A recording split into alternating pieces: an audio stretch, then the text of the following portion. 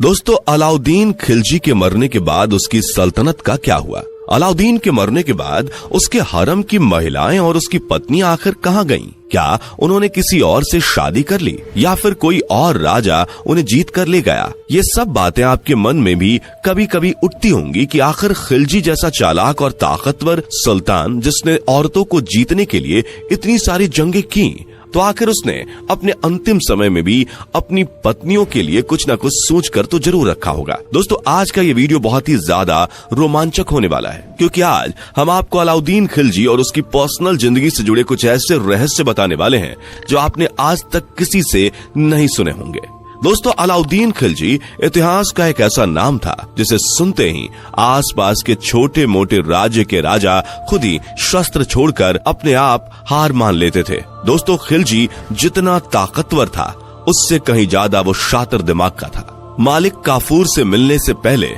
उसने जितने भी युद्ध जीते थे, वे सारे उसने अपने दिमाग के बल पर जीते थे। दोस्तों, अलाउद्दीन खिलजी ने जीते जी बहुत सारे मंदिरों और इमारतों को खंडहर करके उनकी जगह मस्जिदें बनवा दी। उसके हरम में अधिकतर हिंदू महिलाएं थीं। उसका कहना था कि हिंदू महिलाएं मुस्लिम महिलाओं की अपेक्षा ज्यादा भरोसेमंद होती हैं। यही कारण था कि उसकी 4 शादियों में 3 पत्नियां हिंदू थीं। उसकी एक बीवी जिसका नाम मलिकाए जहां था, जो कि उसके सगे चाचा की लड़की यानी कि उसकी बहन थी, उसने उसी से शादी की थी। उसने मलिकाए जहां से इसलिए शादी की थी क्योंकि वो अपने चाचा जलालुद्दीन खिलजी की सल्तनत को हथियाकर उनकी जगह लेना चाहता था। मलिकाए जहां से शादी के बाद उसने अपने चाचा यानी कि मलिकाए जहां के पिता यानी कि जलालुद्दीन खिलजी की हत्या करके उनकी सल्तनत को कब्जे में कर लिया और उनकी गद्दी पर राज करने लगा। दोस्तों, ये एक लड़ाई और जीत के तौर पर अलाउद्दीन की पहली सफलता थी। जलालुद्दीन के मरने के बाद जलालुद्दीन की सारी रखैल और उसके सारे सिपाहियों को अपने हक में मिलाकर उन पर कब्जा करके अलाउद्दीन का जज्बा 7वें आसमान पर था। लेकिन कहते हैं ना कि जो इंसान सफलता को पाने के लिए गलत रास्तों का इस्तेमाल करता है, वो जितनी जल्दी सफल होता है, उतनी ही जल्दी सफलता की सीढ़ियों से नीचे गिरता है। अलाउद्दीन ने अपनी ताकत और चतुराई से जो भी कमाया, वो सब मिट्टी में मिलने में देर नहीं लगी। अलाउद्दीन जब अपने जीवन के अंतिम पलों को मुश्किल के साथ काट रहा था, तब उसने अपनी पहली पत्नी मलिकाए जहां को अपने पास बुलाया और कहा कि जब मैं मर जाऊं तो तुम अपनी जिंदगी को रो कर नहीं बल्कि हंसकर काटना। अगर तुम किसी से प्रेम करती हो तो उसके पास चली जाना, क्योंकि अभी तुम जवान और खूबसूरत हो। तुम्हारे पास तुम्हारी पूरी जिंदगी पड़ी हुई है और तुम मेरे वियोग में अगर रोना शुरू कर दोगी तो तुम अपनी जवानी और अपने जीवन के मजे नहीं ले पाओगी। दोस्तों, ये बातें सुनकर लग रहा होगा कि अलाउद्दीन खिलजी कितना नेक दिल था, जो कि अपनी बीवी से ऐसी बातें बोल रहा था। लेकिन आपको बता दें कि ऐसा कुछ नहीं था। दरअसल अलाउद्दीन खिलजी के बाद उसके वंश में दूसरा कोई ऐसा नहीं था जो उसकी जगह ले सके, और न ही खिलजी वंश में कोई ऐसा शासक था जो कि अलाउद्दीन के मरने के बाद उसके जैसी ताकत और दिमाग रखता हो। हालांकि अलाउद्दीन के बाद अलाउद्दीन का खास वजीर और उसका प्रेमी मालिक काफूर था, जो कि अलाउद्दीन के बीमार होने पर सारे बड़े फैसले लेने लगा था।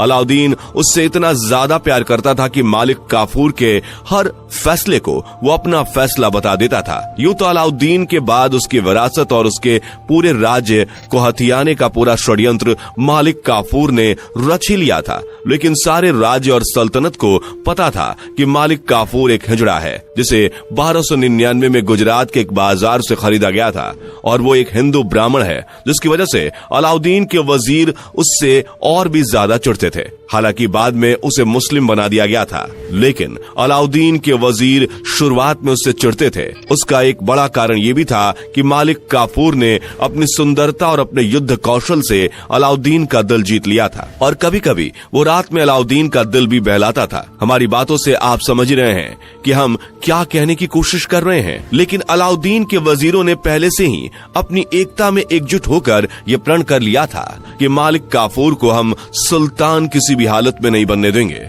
ये बात तब की है जब मालिक काफूर दक्षिण भारत के दौरे पर था। उस समय अलाउद्दीन की हालत बहुत ज्यादा खराब थी और अलाउद्दीन बार बार मालिक काफूर को याद कर रहा था।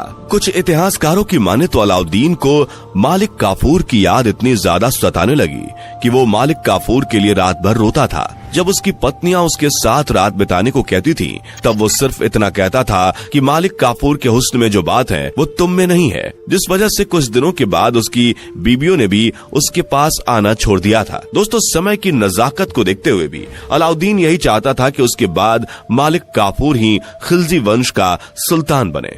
अलाउद्दीन ऐसा इसलिए चाहता था क्योंकि उसे पता था कि मालिक काफूर एक हिजड़ा है, तो मालिक काफूर से उसकी किसी भी बीबी को किसी तरह का कोई नुकसान नहीं होगा। और वैसे भी जब से अलाउद्दीन ने मालिक काफूर को वजीर बनाया था तब से उसके सर पर केवल और केवल पूरे भारत को जीतने का भूत सवार था और दक्षिण भारत को जीतकर उसने अलाउद्दीन का दिल और भी ज्यादा जीत लिया था। लेकिन कहते हैं कि जो इंसान चाहता है वो हमेशा नहीं होता। अगर इंसान का चाहा हुआ होने लगे तो इंसान और भगवान में अंतर ही क्या रह जाएगा। इस बात को लेकर अलाउद्दीन ने अपने वजीरों से मालिक काफूर के बारे में बात की तो सबने इस बात का विरोध किया और कहा कि उसने भले ही बाद में इस्लाम कबूल किया हो, लेकिन है तो वो एक ब्राह्मण ही, और क्या पता कल को अगर मालिक काफूर ने धोखे से सभी को मारने की कोशिश की तो फिर हम सब क्या कर सकते हैं। इसके बदले में खिलजी ने कहा कि मैं सालों से मालिक काफूर को जानता हूँ, वो ऐसा नहीं करेगा और न ही मालिक काफूर हमारी रानियों पर कभी गंदी नजर डालेगा। इस पर एक बूढ़े वजीर ने कहा कि वो एक हिजड़ा है, औरतों पर तो वो वैसे भी नजर नहीं डालेगा, लेकिन सोचिए अगर उसने रानियों को जान से मार दिया तो फिर क्या होगा। ये सारी बातें बहस पर खत्म हुई जिसका कोई निष्कर्ष नहीं निकला। लेकिन इन सारी बातों के कुछ दिन बाद ही अचानक खबर आई कि अलाउद्दीन खिलजी ने रात में आखिरी सांस ली। ये सुनते ही राज्य के वजीर जो अभी तक अलाउद्दीन के हर फैसले की इज्जत करते थे और उसके फैसले का इंतजार किया करते थे, उन्होंने बिल्कुल भी देर नहीं की और तुरंत उन सारे वजीरों को खबर की जो राज्य से दूर थे। इस दौरान मालिक काफूर को भी खबर मिल गई। काफूर के पास खबर पहुंचते ही वो महल में आया और खिलजी को दफनाने के बाद ही काफूर ने उसी शाम को ये ऐलान कर दिया कि वो कल सुबह सूर्य उगने के साथ ही राजगद्दी पर बैठेगा। ये खबर सुनते ही सारे वजीरों में अफरा तफरी मच गई और सारे वजीरों ने मिलकर रात में कुछ सैनिकों को बुलाकर मालिक काफूर पर हमला करवा दिया और मालिक काफूर को जान से मरवा दिया। ये वो समय था जब पूरे महल में किसी का राज नहीं था और कोई भी कुछ भी कर सकता था। इसी बीच रात में कुछ वजीरों ने देखा कि महल के बुढ़े हकीम जो कि रानियों की देखभाल किया करते थे और उन्हें दवाइयां दिया करते थे, वो हरम की रानियों के साथ शारीरिक संबंध बना रहे हैं।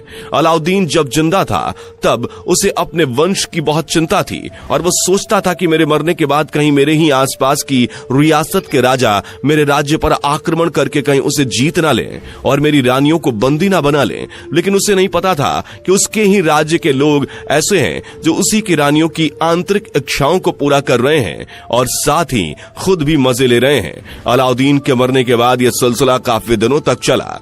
बता दे अलाउद्दीन अपने आखिरी समय में यौन रोगों से पीड़ित था। उसने जीवन भर केवल और केवल संबंध ही बनाए थे, जिस वजह से आखिरी समय में उसका जो हाल हुआ वो बहुत ही दर्दनाक था। वो जहाँ से भी निकलता था वहाँ की हर उस औरत की इज्जत को तार तार कर देता था जो उसके रास्ते में आती थी। कहते हैं जब उसने पश्चिमी भारत के एक छोटे से गांव पर आक्रमण किया तब उसे एक घर में एक छोटी सी बच्ची दिखी जिसकी उम्र करीब 17 साल थी। खिलजी ने उस बच्ची की इज्जत को उसी की माँ के सामने तार तार कर दिया था और फिर बच्ची को मार दिया था। कहते हैं कि उस बच्ची की माँ ने खिलजी को बहुत बुरी बुरी बद्दुआएं दी थी और उसी के बाद खिलजी का बुरा समय शुरू हो गया था। खिलजी के मरते ही उसके कुछ वजीर जो इस बात को समझ गए थे कि अब इस वंश का अंत होना तय है, वो खिलजी द्वारा हथियाई कुछ जमीन का भाग और कुछ सोना चांदी लेकर अलग हो गए थे। लेकिन कुछ वजीर खिलजी की हरम की रानियों में फंस गए और उनके सौंदर्य और हुस्न में डूब गए और उनसे अपने जिस्म की आग बुझाने लगे, क्योंकि खिलजी वैसे भी कई दिनों से बीमार था और उसके मर जाने के बाद कोई नहीं था जो उसके हरम की औरतों का ख्याल रख सके, जिस वजह से उसके हरम की औरतें दरबान और सिपाहियों को ही अपने कक्ष में बुलाने लगी थीं। लेकिन इन महिलाओं की इच्छाओं को खिलजी के हकीम पूरा करते थे, क्योंकि उनको दवाओं और जड़ी बूटियों की काफी जानकारी थी जिनको खाकर वो हरम की महिलाओं को पूरी तरह से संतुष्ट कर देते थे। यही कारण था कि हरम की खूबसूरत लड़कियां और औरतें जवान और हष्टपुष्ट सिपाहियों को छोड़कर बूढ़े हकीमों की तलाश में रहती थीं। दोस्तों 1316 ईस्वी में खिलजी की मृत्यु हुई थी और मात्र 4 साल के अंदर ही यानी कि 1320 ईस्वी में खिलजी वंश का खात्मा हो गया, क्योंकि खिलजी वंश दिनों दिन कमजोर होता चला जा रहा था, जिसकी वजह से यासुद्दीन तुगलक ने मौके का फायदा उठाया और खिलजी के राज्य पर आक्रमण कर दिया और पूरे राज्य को जीत लिया। इस तरह से पूरा खिलजी वंश खत्म हो गया और तुगलक वंश का जन्म हुआ।